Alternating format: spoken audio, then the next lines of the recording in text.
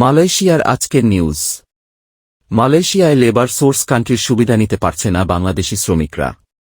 বিস্তারিত জানতে ভিডিওটির শেষ পর্যন্ত দেখুন। মালয়েশিয়া 1984 সালে বাংলাদেশ থেকে কর্মী নিয়োগ শুরু করলেও 2015 সালে লেবার সোর্স দেশের মর্যাদা পায়। ততদিনে বাংলাদেশের কর্মীর সংখ্যা বেশ বেড়ে যায়, পাশাপাশি অন্যান্য ক্ষেত্রেও বাংলাদেশি সংখ্যা বেড়ে যায়। সব মিলিয়ে 15 লাখের মতো বাংলাদেশি মালয়েশিয়ায় আছে। এসবের মধ্যে সবথেকে লোভনীয় হল শ্রমিক বা কর্মী। এসব কর্মীদের ঘিরেই বাংলাদেশ ও মালয়েশিয়ায় রয়েছে নানান চক্র ও অপকর্ম। এসব চক্রের কারণে শুধু বাংলাদেশের শ্রম বাজারের ক্ষতি হয়েছে এমন না, মালয়েশিয়ার সুনাম ক্ষুণ্ণ হয়েছে আন্তর্জাতিকভাবে এবং এখনও জবাবদিহি করতে হচ্ছে। সাধারণত উভয় দেশের কপালে জুটেছে মানব পাচার, শ্রম শোষণ, হয়রানি, প্রতারণা আর জোর জবরদস্তি শ্রমের অভিযোগ।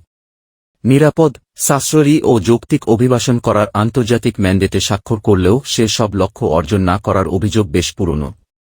বাংলাদেশ ও মালয়েশিয়ায় সরকারিভাবে লাইসেন্স প্রাপ্ত রিক্রুটিং এজেন্সি থাকলেও এদের ও নিয়োগকর্তার মাঝখানে অবৈধ কিছু ব্যক্তি আছে যাদের দালাল, বাটপার বা মিডলম্যান বলা হয়। তাদের চক্রে পড়ে ক্ষতিগ্রস্ত হয়েছে বাংলাদেশ। মালয়েশিয়ায় সাধারণত কর্মীদের আটক রাখা, পাসপোর্ট আটক রাখা, অবৈধ করে পুলিশে ধরিয়ে দেওয়া, আবার ছড়িয়ে আনা, কোম্পানি থেকে ফুসলিয়ে লোক দেখিয়ে পালিয়ে নেওয়া এবং অবৈধ করে বৈধতার নামে অর্থ নেওয়া, পাসপোর্ট করিয়ে দেওয়ার নামে অর্থ নেয়া ঘটনা যেন ডাল ভাত। তাছাড়া নকল কাগজপত্র করে চাহিদার অতিরিক্ত কর্মী বাংলাদেশ থেকে এনে মালয়েশিয়ায় ডাম্পিং করার ঘটনা ঘটেছে বারবার। সর্বশেষ 2006-07 সালে অতিরিক্ত কর্মী এনে মালয়েশিয়ায় মানবিক বিপর্যয় করা হয়েছে। 2023-24 সালেও যেন সেই ঘটনার পুনরাবৃত্তি ঘটে, ফলে কর্মী নিয়োগ বন্ধ করে দেয় মালয়েশিয়া সরকার। এতে বাংলাদেশেরই ক্ষতিগ্রস্ত হয়েছে। এর আগে আউটসোর্সিং পদ্ধতিতে ব্যাপক অনিয়ম, শ্রম শোষণ, আটকে রাখা, বেতন ঠিকমতো না দেওয়া, অন্যান্য সুযোগ সুবিধা না দেওয়া এবং নিয়োগকর্তাকে জিম্মি করে অতিরিক্ত অর্থ আদায়ের বাজে ঘটনার কারণে মালয়েশিয়া বাংলাদেশিদের ক্ষেত্রে আউটসোর্সিং নিষিদ্ধ করে। নিত্য নতুন এসব দালালি ডোজে দিশেহারা হয়ে ভুক্তভোগী শ্রমিকরা বলছে, নতুন পুরাতন কর্মীরা কোনোভাবেই মুক্তি পাচ্ছে না তাদের হাত থেকে।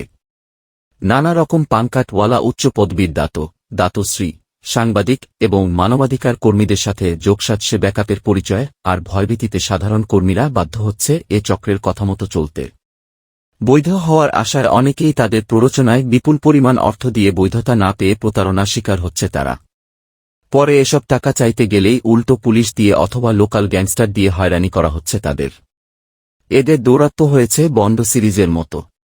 হয়রানি ও কিডন্যাপ থেকে শুরু করে মার্ডার করতেও পিছপা হয় না তারা।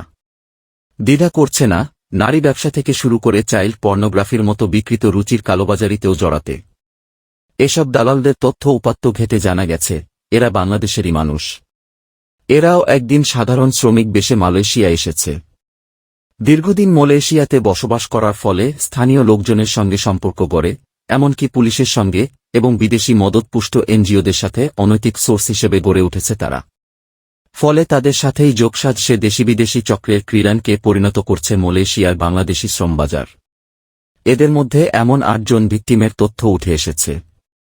তাদের মধ্যে মো, আব্দুল আলিম মো, আলামিন মো, রানা মো, কেশমত আলী মো, রাকিব উল্লাহ মো, শফিকুল ইসলাম ও মো ইব্রাহিম, যারা এই প্রতারক চক্রের প্ররোচনায় তাদের নিজের কোম্পানির বিরুদ্ধে মালয়েশিয়াতে পুলিশ রিপোর্ট করে। অথচ সরেজমিনে তাদের নথিপত্র ঘেঁটে জানা গেছে কোম্পানি তাদের কাজ দিয়েছে এবং সেই কোম্পানি বেসিক বেতনের পাশাপাশি ওভার টাইমও দিয়েছে, যার পরিমাণ দৈনিক 3 থেকে 4 ঘণ্টা প্রায়। পরে কোম্পানি ও শ্রমিকদের মুখোমুখি বসিয়ে তাদের দেওয়া বেতনের এসব নথিপত্র দেখানো হলে তারা তাদের ভুল বুঝতে পেরে কোম্পানির নামে করা পুলিশ রিপোর্ট তুলে নিয়েছে।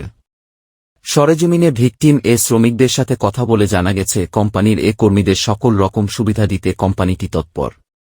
এদের মধ্যে এক শ্রমিক জানিয়েছে, আমাদের বস বলেছে, তোমাদের কেউ যদি কাজ না পেয়ে থাকে বা কাজের সুরাত নিয়ে অন্য জায়গায় কাজ করছে এমন কেউ থাকলে তাদের চলে আসতে বলো। কর্মীরা বলেন, আবু সাইদ আমাকে বলেছে তোমাকে কোম্পানি পরিবর্তন করে দেব, অন্য জায়গায় থাকলে টাকা পাবে। আমরা মালাক্কাতে ছিলাম। যাতায়াতের জন্য 600 রিঙ্গিত প্রদান করে। আমরা যে জেটিকেতে আসতেছি যেটা আমাদের জানানো হয়নি, আমরা জানতাম কুয়ালালামপুর চৌকিতে আসছি। যখন টিবিএসে আসলাম তখন লোকেশন দিল, আমরা চিনি না। আইসা দেখি এটা জেটিকে। তখন আমাদের একটা পেপারে সাইন নিয়েছে। তারা বলেছে আমরা যদি মামলায় জয়ী হই তাহলে তোমরা টাকা পয়সা পাবে, তবে কে টাকা দিবে সেটা নির্দিষ্ট করে বলেনি। এদিকে আবু সাইদ তাদের ফোনে হুমকি দিয়ে বলেন, আপনারা যদি এই কথা কোথাও শেয়ার করেন তাহলে আপনারা সমস্যায় পড়বেন। আপনাদের কোনো ব্যাকআপ নেই। আমি কিন্তু ব্যাকআপ নিয়ে চলি। এসব অনিয়মের এবং প্রবঞ্চনার শুরু কিছুটা বাংলাদেশ থেকেই শুরু হয়।